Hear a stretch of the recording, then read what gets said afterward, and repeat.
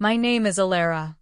I am 35 years old, and I live in a small coastal town where the air tastes of salt and the sky is a vast, ever-changing canvas of blues and grays. From my window, I can see the sea foam lace the edges of the shore, a gentle, persistent rhythm that has become the soundtrack to my peace. But peace, I've learned, is not a destination you arrive at. It is a garden you tend, weeding out the bitter roots of the past so that new things can grow.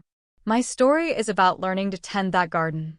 It begins in Oak Haven, a city of quiet, tree-lined streets and sturdy brick houses, the kind of place that prides itself on its orderly appearance.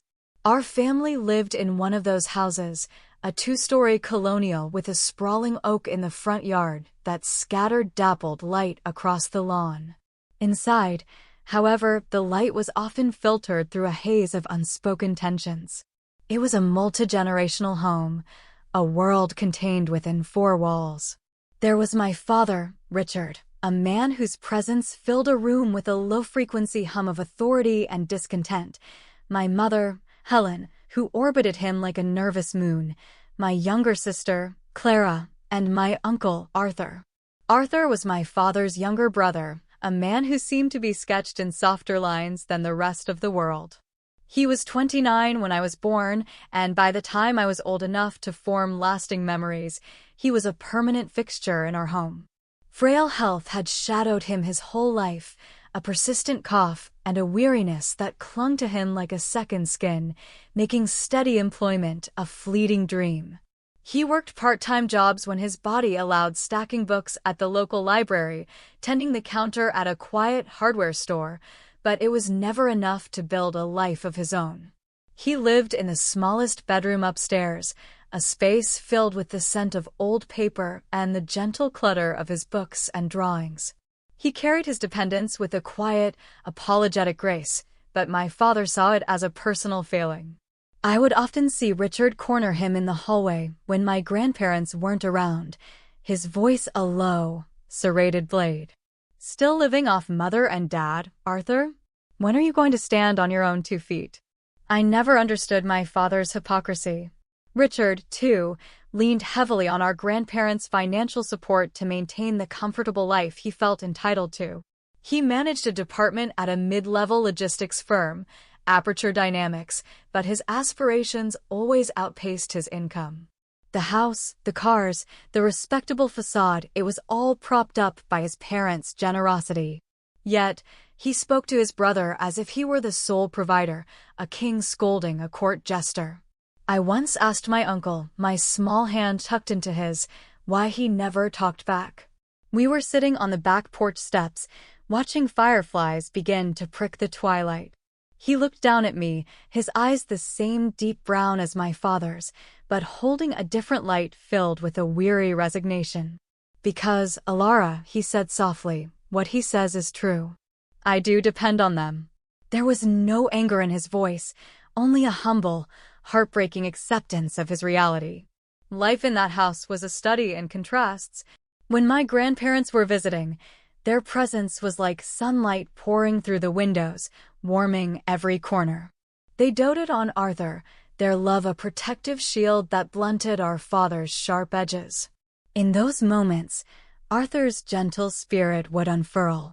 He would teach me how to draw birds, his long, thin fingers guiding mine across the page, or tell me stories of faraway lands he'd only ever visited in books. He was my confidant, my quiet friend, the calm eye in our family storm. Everything changed the year I turned 8. A patch of black ice on a winter road, a single, devastating moment, and my grandparents were gone. The loss was a chasm that opened up in our lives. I remember the oppressive silence, the scent of lilies and funeral wreaths that filled the house. Clara and I cried, our grief pure and childish. I remember watching my uncle weep, his shoulders shaking in silent, private agony in his small room. But my father's reaction is the memory that has been etched most deeply into my soul. Late one night, a few days after the accident, I crept downstairs for a glass of water. I saw him standing in the living room, silhouetted against the window, the blue moonlight casting long shadows. He thought he was alone, and he was laughing. It wasn't a loud, boisterous sound, but a low, private chuckle of profound and chilling satisfaction. It was the sound of a man who had just inherited not just a house, but his freedom from perceived obligation. That laughter, in a house steeped in sorrow, told me more about my father than any of his words ever could. It was a dissonant chord that would vibrate through the rest of my childhood, a warning of the cold that was to come. At the funeral, the air was thick with the scent of wilting flowers and damp wool. I sat squeezed between my mother and sister, my black patent leather shoes pinching my toes. People murmured condolences, their faces drawn and solemn. In the midst of that shared, public grief, I felt a profound and terrifying isolation. I kept glancing at my father. He stood tall and stoic, the very picture of a grieving son. But when a cousin stepped away and my father thought no one was looking, I saw it again. The corners of his mouth twitched, lifting into a faint, triumphant smile. It wasn't the pained grimace of someone trying to hold back tears. It was the unmistakable expression of a man who has just won a prize. The realization struck me with the force of a physical blow. He wasn't just unfeeling, he was pleased. He was calculating the financial freedom their deaths would bring. A wave of fear and revulsion washed over me, and I began to cry, hot, silent tears that slid down my cheeks. My mother pulled me closer, mistaking my horror for sorrow. In that moment of suffocating confusion, a hand rested on my shoulder. It was large and warm, a familiar anchor in the swirling chaos. I looked up into Uncle Arthur's face. His eyes were red-rimmed and hollowed out with his own genuine pain, but as they met mine, they radiated a deep, encompassing concern not for the crowd, not for the performance of grief, but for me. It struck me then, with the stark clarity of a child's intuition, how two brothers, born of the same parents, could be such fundamentally different creatures. One was a hollow vessel, the other a vessel overflowing with a love he had no place to put. After the funeral, the buffer my grandparents had provided was gone, and the full force of my father's resentment was unleashed upon my uncle. The thin veneer of familial tolerance cracked and fell away. Why should I be expected to support a grown man who contributes nothing? He'd demand at the dinner table, his words slicing through the tense silence. You should be grateful we let you stay in this house at all. It's my house now. Legally, the inheritance, the house, and my grandparents' savings was to be divided equally between the two brothers. But my father had no intention of honoring their parents' wishes. He controlled the accounts, the paperwork, the narrative. Arthur, weakened by his grief and his chronic illnesses, had no energy for a fight. He simply retreated further into himself, becoming a ghost in his own home. The daily barrage of verbal abuse wore him down. He lost weight, and his already pale complexion took on a translucent, fragile quality. "Are you okay, Uncle Arthur?" I'd whisper, finding him sketching in his room, the charcoal seeming too heavy for his thin fingers. He would force a weak smile, one that didn't reach his tired eyes. "I'm just a bit under the weather, Alara. And work is slow. It can't be helped." His gentle passivity was both a comfort and a source of white-hot rage that I, a small child, had no idea how to process. The end came a few months later. It was a Tuesday. I remember the gray, drizzling rain outside.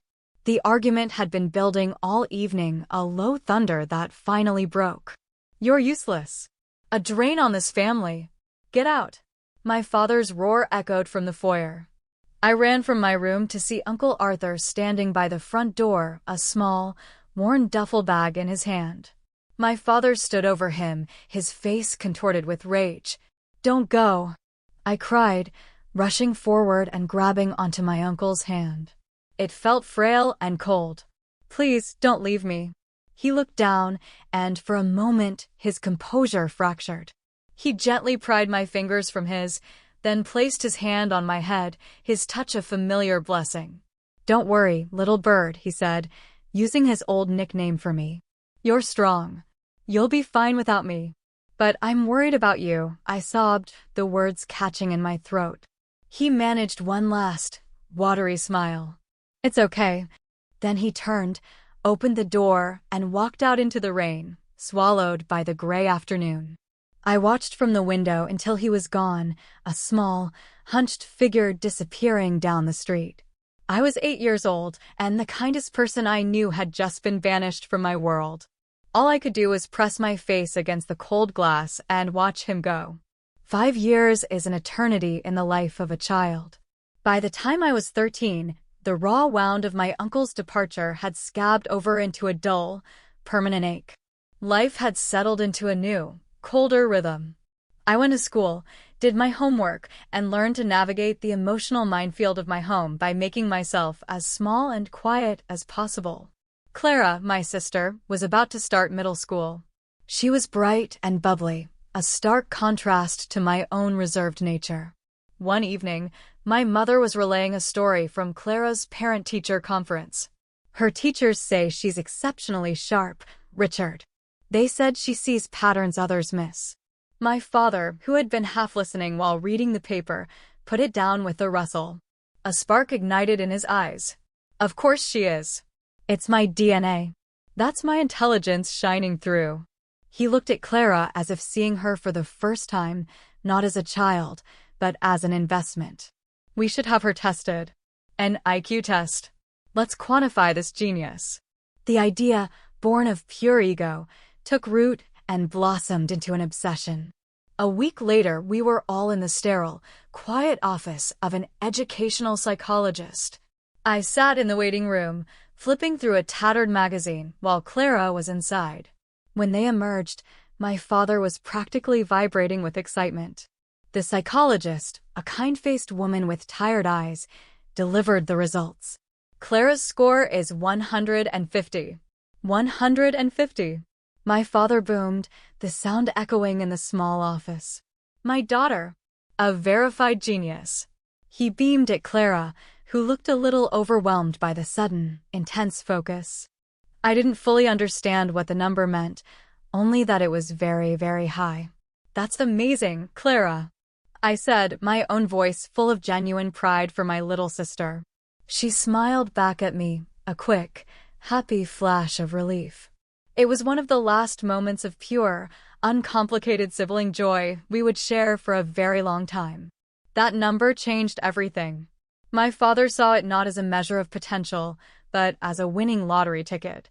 "She'll take entrance exams for the most prestigious private academy in the state," he declared that night. "We'll spare no expense." My mother, initially hesitant, was quickly swept up in his fervor. Suddenly, their lives had a new, singular purpose: to cultivate Clara's genius. Her schedule was immediately filled with after-school tutoring, music lessons, and specialized workshops. My mother became her full-time chauffeur and academic manager, her days consumed with driving Clara from one elite activity to another.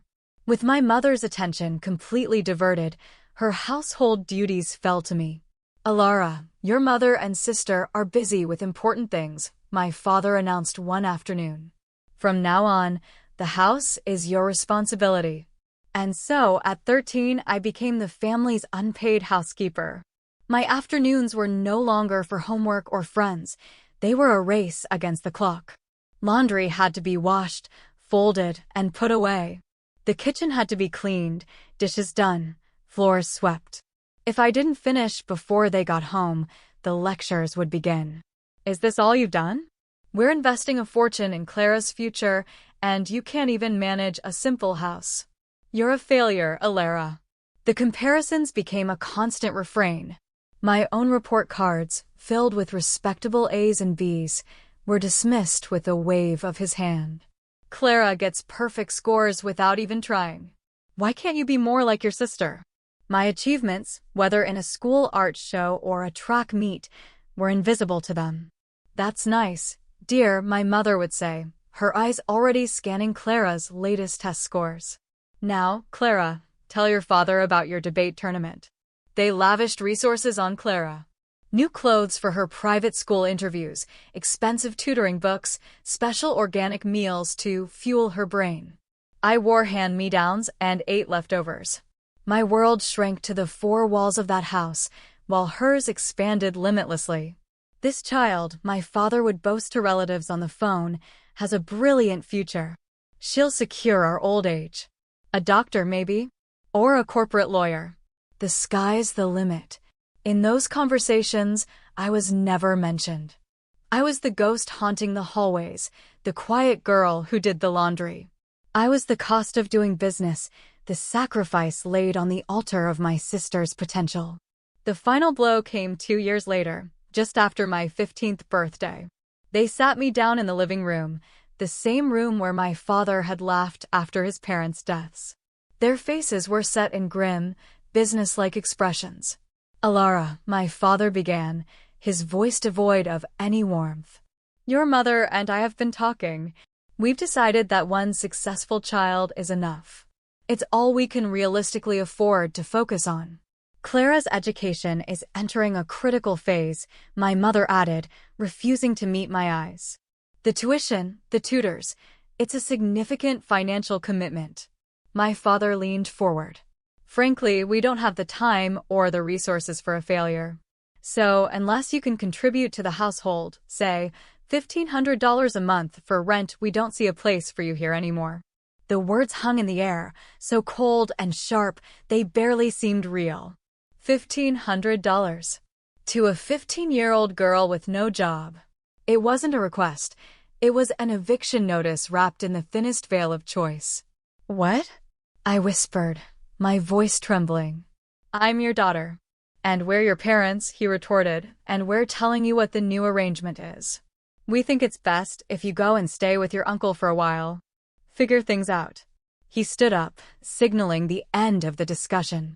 My mother went to her purse and pulled out a $50 bill. "Here's some money for the bus fare," she said, her hand shaking slightly as she held it out. "You know where he lives in Port Blossom, right?" They walked me to the door, handed me my school backpack, which I'd hastily stuffed with a few changes of clothes, and opened it. I stood on the porch, stunned into silence. I remember turning back, my heart pounding, and seeing the door click shut. I banged on it, my fists hitting the solid wood. "Let me in. Please." I cried, tears streaming down my face. But the door remained closed. The great oak tree in the yard seemed to mock me with its steadfast silence. Utterly alone, I clutched the $50 bill and my backpack and walked down the driveway. I made my way to the city bus station, my mind a numb haze of shock and grief. Asking for directions, changing buses, I somehow navigated the 2-hour journey to Port Blossom, the town where the kindest man I knew had disappeared 5 years earlier. I had an old address scribbled on a piece of paper, a faint hope in a world that had just crumbled around me. The apartment building in Port Blossom was a modest, 3-story brick structure with a slightly faded awning. It smelled of rain and old carpets. I found apartment 2B and stood before the door for a long moment, my heart hammering against my ribs. What if he wasn't here? What if he turned me away? Taking a shaky breath, I rang the bell. The door opened, and there he was. Uncle Arthur. He was thinner than I remembered, with more silver threaded through his dark hair, but his face was the same kind, gentle, with those compassionate eyes. A look of surprise washed over his features, quickly followed by concern. "Alara? What on earth?" I couldn't speak. The journey, the fear, the finality of my parents' rejection, it all crashed down on me at once. I burst into tears, and he immediately pulled me into a hug, guiding me inside his small, cluttered apartment. The space was filled with him. Books were stacked on every surface, sketches were tacked to the walls, and a half-finished painting of a coastline sat on an easel by the window. It was humble, but it felt more like a home than the sterile house I had just left. As I sat on his worn sofa and sobbed out the whole miserable story, I saw a look of cold, quiet fury enter his eyes. "What are they doing?" he murmured, the words tight with anger. The anger wasn't directed at me, but I still felt a fresh wave of shame. I was the problem child, the one who had been cast out. He must have seen the guilt on my face, because he knelt in front of me and placed a hand on my head. His hand, which I remembered as a source of comfort, felt just as warm and steady as it had all those years ago. "It must have been so hard," he said, his voice soft again. "But you don't have to worry anymore. You're safe here." He stood up and ran a hand through his hair, a flicker of reality crossing his face. "Now, the truth is," he admitted with a wry, self-deprecating smile, "as you can see, I'm not exactly rolling in it. I get sick a lot, and my income isn't what you'd call stable. I'm poor, Alara." His expression wasn't one of shame, but of simple fact. There was a resolve in him I hadn't seen before, a strength forged by years of living on his own terms, away from my father's constant belittling. He looked me straight in the eye, his gaze unwavering. "I'm poor," he repeated, "but if you wouldn't mind an impoverished parent. I want to be your father. I'd like to officially become your foster father. I might not be a very reliable one, though." He didn't need to finish. Before the last words were out, I had launched myself off the sofa and into his arms. I buried my face in his chest, which was thin but solid, and felt a profound sense of security I had never felt with my own father. A lifetime of feeling like a burden, a failure, a ghost in my own home, dissolved in that one embrace. "You don't have to worry about a single thing anymore," he murmured, holding me tight as I cried, not with sorrow this time, but with the overwhelming relief of being loved, of being chosen, of finally, truly, being home. Life with Uncle Arthur was a world away from the cold precision of my parents' house. It was a life of making do. Our meals were simple: pasta with butter and garlic, scrambled eggs for dinner, big pots of soup that would last for days. His small apartment was often chilly in the winter because we kept the heat low to save money. His health was a constant, unpredictable variable. Some weeks he was fine, able to work his part-time job at a local bookstore, and other weeks he was laid low by a respiratory infection that left him weak and breathless. But for all its material scarcity, our home was rich in a way I'd never known. It was filled with laughter. We'd laugh at the terrible acting in old movies we watched on his small television. We'd laugh when I tried to teach him the new slang from school, and he would use it completely wrong. His praise was a gentle, constant rain that nurtured the parts of me that had been left to wither. He celebrated my B+ on a difficult math test as if it were a Nobel Prize. He framed a charcoal sketch I did of the view from our window and hung it in the kitchen. "The effort is what matters, Alara," he would always say. "The trying, the learning, the showing up for your own life. The result is just a small part of the story." Under his care, I began to forget the constant, gnawing feeling of inadequacy. I bloomed. I made friends at my new school. I joined the art club. I got a part-time job bussing tables at a diner down the street, and the pride I felt handing him my first small contribution to our rent was immense. He tried to refuse it, but I insisted. We were a team. The years passed like that, a quiet rhythm of work, school, and shared living.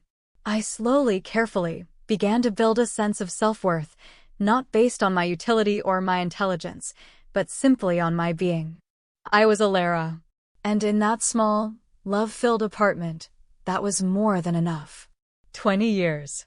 It sounds like a lifetime, and in many ways, it was. At 35, I stood on the landing of that same Port Blossom apartment building, a box of old books in my arms.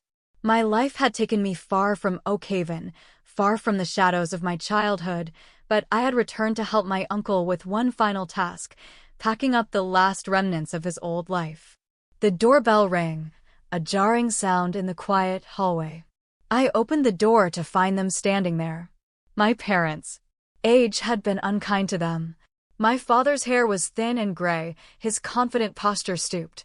My mother's face was a roadmap of worry lines. Yet my father managed to conjure a smile, a brittle, unfamiliar thing. "Alara," he said, his voice attempting a jovial tone that felt utterly false. "It's been a long time. You look well." The years of distance had forged a new kind of armor around my heart. I didn't feel anger or pain, just a profound weariness.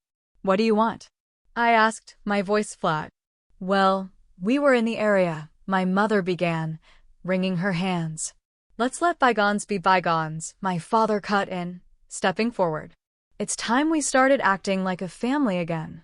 The sheer audacity of it almost made me laugh. A family? You must be joking. We haven't been a family since I was 15. His smile faltered, replaced by the old, familiar dismissiveness. Still the same bad attitude. A failure is always a failure, I suppose. It can't be helped. Maybe it's time for some re-education. That's enough, I said, my voice firm. I blocked the doorway with my body. Please go home. Alara, don't be so stubborn, my mother pleaded, her voice taking on a whining edge. You can't be happy in this rundown place. We're here to help you. I don't need your help. You have nothing to do with my life. Please leave. Don't be so proud, she insisted, pushing forward slightly. Let us in. No. Go home. Let us in. Go home. It was a ridiculous, childish struggle. Despite their age, their desperation gave them strength. My father tried to push past me, to cross the threshold into the apartment, into the life he had no part in. That was my breaking point. With a firm, controlled shove, I pushed them both back. They stumbled, losing their balance, and landed in an undignified heap on the hallway floor. I stood over them, the box of books still in my arms. You are so annoying, I said, the words coming out colder than I intended. What did you just say to us? My father sputtered, trying to get up. I said I'm busy. Can you please just leave? How can you speak to your parents that way? My mother cried, her voice cracking. I stopped considering you my parents the day you threw me away, I replied, the truth of it landing with a quiet thud in the stale air. But we raised you. We took care of you until you were 15, he argued, finally getting to his feet and rubbing his back. Until I was 15? The only time I felt cared for was when Grandma and Grandpa were alive. The rest was just housekeeping. Surviving doesn't give you the right to claim credit for my life. They looked smaller then, shrunken by their own selfish history. In their late 50s, they looked like people in their 70s, worn down by something more than just time. You're the ones who said Clara was enough, I continued, my voice steady. Your genius daughter. You have no reason to be here. My father winced. Well, it's complicated. A flicker of dark, ironic curiosity sparked in me. Did something happen to the prodigy? Don't tell me she ended up needing your help. She became a lawyer, he started. Then there's no problem, is there? That's wonderful. Just what you'd expect from an IQ of 150, I said, a sharp edge of sarcasm in my tone. His face soured. Or so we thought. Right after she made partner at her firm, she disappeared. Disappeared? I asked, genuinely surprised. He explained, his voice laced with bitterness, that Clara had indeed passed the bar and become a high-flying corporate attorney. Then, one day, they had found a note on their kitchen table. It simply said, I will not be taking care of you. And she was gone. So she abandoned you, I said, the words hanging in the air. Congratulations. It's not something to celebrate, my mother snapped. That ungrateful child. After everything we poured into her, this is the thanks we get. I suppose that's what happens when love is part of the transaction, I observed quietly. It felt less like raising a daughter and more like training a racehorse. My father changed the subject, his pride clearly wounded. The company downsized. Aperture Dynamics folded last year. We got a paltry severance, and our unemployment is about to run out. That sounds difficult, I said, my voice neutral. That's why we're here, he said, the pivot so shameless it was almost breathtaking. We need you to take care of us. I stared at them. The demand, so nakedly selfish, was stunning. No. No, he echoed, his voice rising in disbelief. How can you abandon your own parents? The only parent I have, I said, my voice ringing with a conviction forged over 20 years, is my Uncle Arthur. The man who took me in when I was 15 and has loved me every day since. My father's face went slack with shock. You think of him as your father? A man who gives a child unconditional love and support is a father, I declared. He may have been ill and poor, but he worked 3 jobs sometimes to keep a roof over our heads and food on our table. He showed me what real parental love looks like. It's an action, not a title you hold. They were speechless, utterly disarmed by a truth they couldn't comprehend. I worked hard in school and in my life because I wanted to repay him for the world he gave me, I continued. Wait, my father said, a new, calculating glint in his eye. Does that mean you have a proper job? You could say that, I replied with a small shrug. Suddenly, his hand shot out and gripped my arm. Let go of me, I said, pulling away. Don't be like this, Alara, he pleaded, his tone shifting to a desperate, wheedling one. You were just lonely, weren't you? Sulking because your sister got all the attention. But deep down, you must be happy to see us. Don't worry, we'll be proper parents now. We'll stay by your side. I looked at their ridiculous, hopeful faces and I started to laugh. It wasn't a happy sound. It was a laugh of pure, unadulterated absurdity. Why are you laughing? My mother asked, confused. Because in the last 20 years, I said, wiping a tear of mirth from my eye, I haven't thought about you once. Thanks to Uncle Arthur, I've had a very full life. I watched their faces fall. I received a full academic scholarship and graduated with honors from university. Oh, my mother said, catching on. So you got a job at a good company? Yes, a very good one. I work for Viridian Solutions. The name registered with my father. It was a major international tech firm. His eyes widened. And through a connection there, I added, I also got married. Married, my mother exclaimed. Well, we must meet your husband. Pay our respects. That won't be necessary. He's currently overseas. Oh, my father said, processing. Wait a minute. Is your uncle overseas too? I smiled. Yes. I thought you knew I was living here alone temporarily. Don't worry, he's not dead. He took an early retirement. My company transferred me to our European headquarters in Seaglass Bay a few years ago. The climate is wonderful for his health. He's having a lovely time playing with my children. You have children, they whispered in unison, 2 pale ghosts on a dingy apartment landing. My smile widened. 2. A boy and a girl. At first, Uncle Arthur's dad was hesitant to move in with us, but my husband insisted. Now we all live together in a big, happy, chaotic household. Well then, we could move overseas too, my father suggested, a desperate flicker of hope in his eyes. You're welcome to, I said evenly. But we won't be living together. And I won't be supporting you. You're free to do whatever you like with your own money. That's impossible. Are you really just going to abandon us? My patience finally snapped. You abandoned me first, I retorted, the words sharp and final. I watched the color drain from their faces. I have no gratitude toward you for anything, I told them, my voice softening now, not with pity, but with a profound sense of closure. But I owe my uncle everything. From now on, I intend to spend my life repaying that debt of love. But a little money, my mother pleaded weakly. Uncle Arthur never touched a cent of the money I sent him for years, insisting on living in this old apartment, I explained. But he's finally leaving it behind to be with his real family. I'm just here to finalize the sale. What about us? My father asked, his voice a hoarse whisper. You're just leaving us? I nodded, a genuine, unburdened smile on my face. Thank you for abandoning me, I said. The words were a release, a final cutting of the cord. Truly, because of what you did, I am so happy now.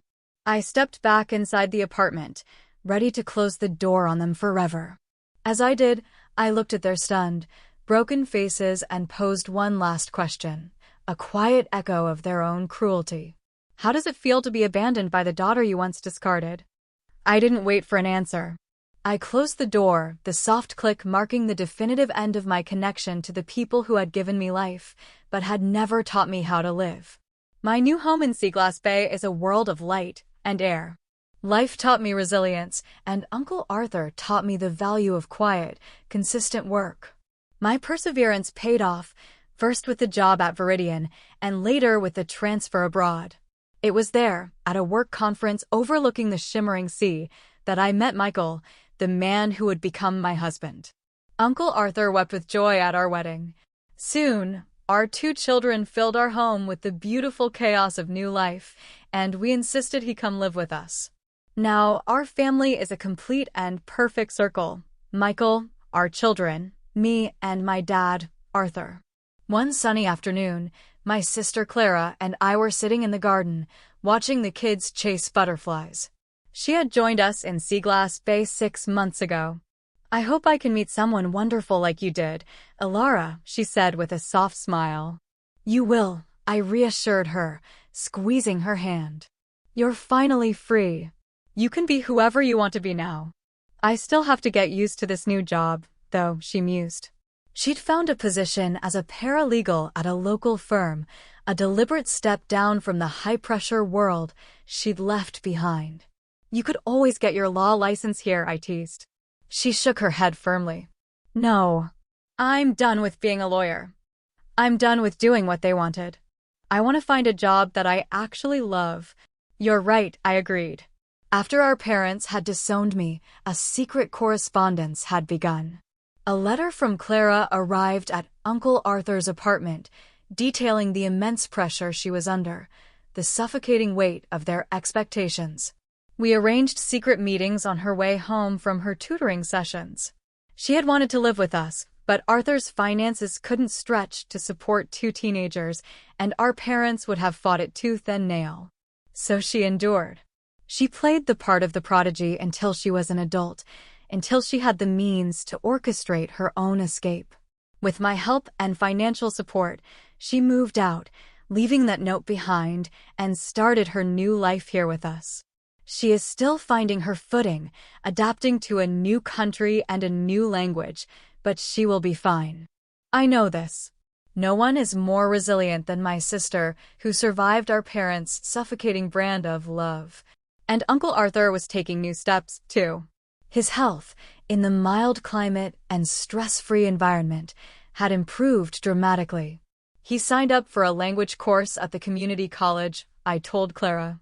She smiled. "That's wonderful. It's never too late to learn." "You're absolutely right," I affirmed. Meanwhile, news from Oak Haven trickled in through a cousin I kept in touch with.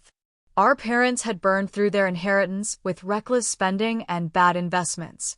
After losing their jobs and selling the house, they were left with very little.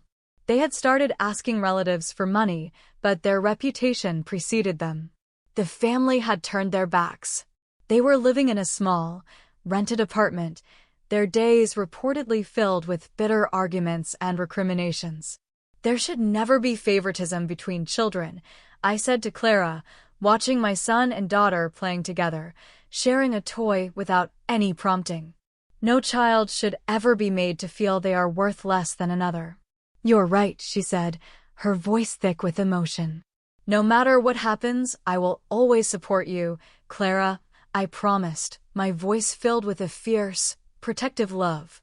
"You've already done more than I could ever ask for," she whispered. "Thank you, Alara." Seeing the strong, self-possessed woman she was becoming brought tears to my eyes. Just then, I felt a familiar, warm hand on my shoulder. It was smaller now, the skin thinner, but the gentle pressure was the same one that had steadied me at my grandparents' funeral, the same one that had welcomed me into a new life. I turned, my eyes crinkling into a smile before I even saw his face. "Thank you," I said softly, looking up at Uncle Arthur. He looked surprised, as if he didn't know what I was thanking him for. I smiled wider, my heart full to bursting. "Thank you, Dad. I love you." He blinked, his own eyes welling up, and pulled me into a hug. Surrounded by the family I had built, the family that had chosen me back, I felt a sense of peace so profound it was like breathing clean air for the first time. I had tended my garden, and it was, at long last, in full and glorious bloom.